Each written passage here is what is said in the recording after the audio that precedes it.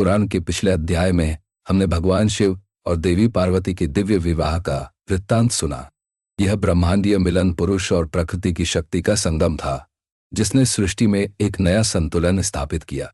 शिव और पार्वती के विवाह से स्वर्गलोक में उत्सव का माहौल था। सभी देवतागण प्रसन्न थे, क्योंकि उन्हें विश्वास था कि अब तारकासुर नामक उस महाशक्तिशाली दानव का अंत निकट है, जिसने पूरे ब्रह्मांड में आतंक फैला रखा था। परंतु तारकासुर अभी भी जीवित था। उसे ब्रह्मा जी से यह विशिष्ट वरदान मिला था कि उसका वध केवल भगवान शिव के पुत्र द्वारा ही संभव है।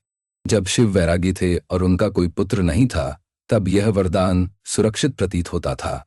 लेकिन अब जब शिव का विवाह पार्वती से हो चुका था, देवताओं को उम्मीद जगी थी। फिर भी तारकासुर अपने अहंकार में अंधा हो तीनों लोकों में अपना अत्याचार जारी रखे हुए था।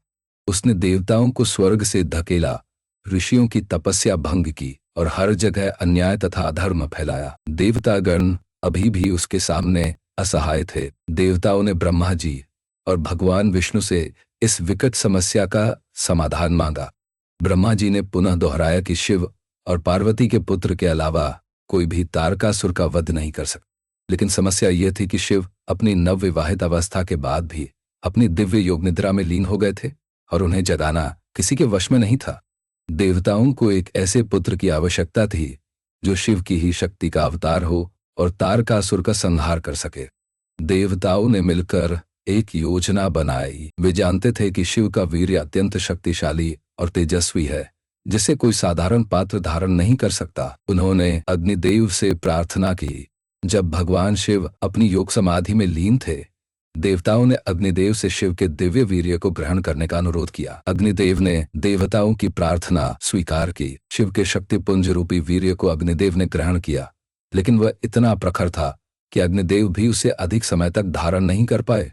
अग्निदेव उस दिव्य बीज को लेकर गंगा नदी के पास गए। उन्होंने उस तेज को गंगा नदी में स्थापित कर दिया। गंगा भी उस तीव्र ऊर्जा को पूरी तरह से धारण नहीं कर सकी। वह उस दिव्य बीज को हिमालय की तलहटी में स्थित शरवणपोइगई नामक एक पवित्र तालाब में ले गई, जो सरकंडों से भरा हुआ था। वहीं पर वह दिव्य ऊर्जा एक सुंदर शिशु के रूप में प्रकट हुई। इस शिशु को देखकर 6 कृतिकाएं सप्तर्षि मंडल के पास के 6 तारे मोहित हो गईं। वे सभी उस शिशु को अपना दूध पिलाना चाहती थी। शिशु ने अपनी दिव्य शक्ति से स्वयं को 6 रूपों में प्रकट किया और 6 कृतिकाओं का दूध पिया।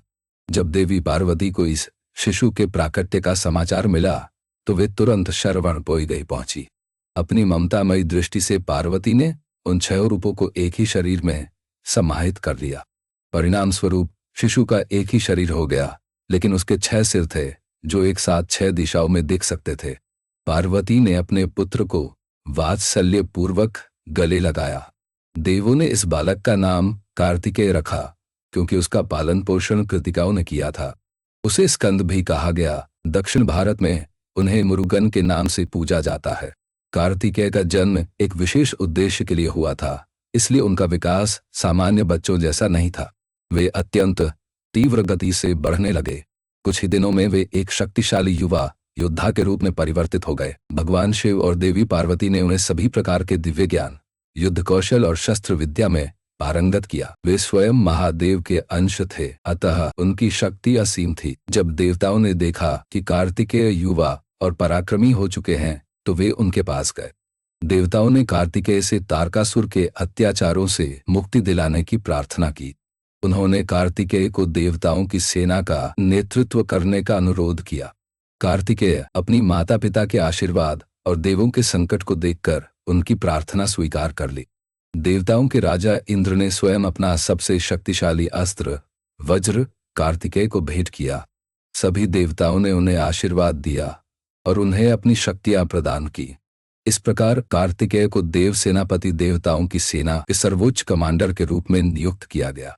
उनकी नियुक्ति से देवताओं में नया उत्साह और आशा का संचार हुआ। देव सेनापति कार्तिकेय के नेतृत्व में देवताओं और असुरों के बीच एक भयंकर युद्ध छिड़ गया। तारकासुर की सेना अत्यंत विशाल और शक्तिशाली थी। उसके पास कई पराक्रमी सेनापति और मायावी शक्तियां थीं। रणभूमि में चारों ओर रक्तपात और विनाश का तांडव हो रहा था। कार्तिकेय ने अद्भुत वीरता और अद्वितीय युद्ध कौशल का प्रदर्शन किया। उन्होंने अपने एक एक बाण से असुरों की विशाल सेना को ध्वस्त कर दिया। उनके तेज और पराक्रम के सामने कोई भी दानव टिक नहीं पा रहा था। उन्होंने तारकासुर के कई शक्तिशाली सेनापतियों को एक एक कर पराजित किया और उनका वध किया। उनकी युद्ध नीति और नेतृत्व क्षमता अतुलनीय थी, जिसने देवताओं को विजय की ओर अग्रसर किया। अंततः कार्तिकेय का सामना स्वयं तारकासुर से हुआ। तारकासुर अपनी समस्त शक्तियों के साथ युद्ध के मैदान में उतरा। दोनों के बीच एक भीषण द्वंद्व युद्ध हुआ, जिससे तीनों लोग कांप उठे। तारकासुर ने अपनी मायावी शक्तियों और ब्रह्मा के वरदान के बल पर कार्तिकेय को कड़ी चुनौती दी। उसने अनेक रूप धारण किए और विभिन्न अस्त्रों से प्रहार किए। कार्तिकेय ने अपने दिव्य भाले, जिसे शक्ति वेल या वेल भी कहा जाता है, जो उन्हें स्वयं शिव पार्वती से प्राप्त हुआ था या उनकी अपनी शक्ति से प्रकट हुआ था, को हाथ में लिया। यह भाला परम ऊर्जा से युक्त था, जो अंधकार को भेदने में सक्षम था।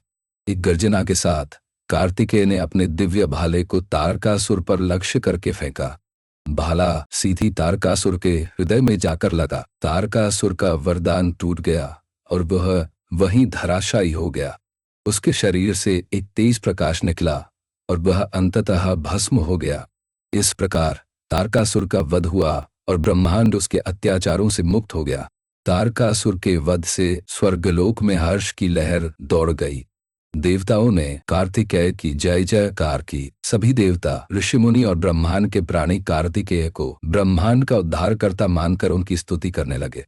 देवताओं को उनका स्वर्गलोक वापस मिल गया और चारों ओर शांति तथा धर्म की स्थापना हुई। भगवान शिव और देवी पार्वती भी अपने पुत्र की इस महान विजय से अत्यंत प्रसन्न हुए। कार्तिकेय की यह कथा भगवान शिव के पुत्र के रूप में उनके महत्व को दर्शाती है और यह भी बताती है कि कैसे एक विशेष उद्देश्य के लिए दिव्य शक्तियों का प्राकट्य होता है।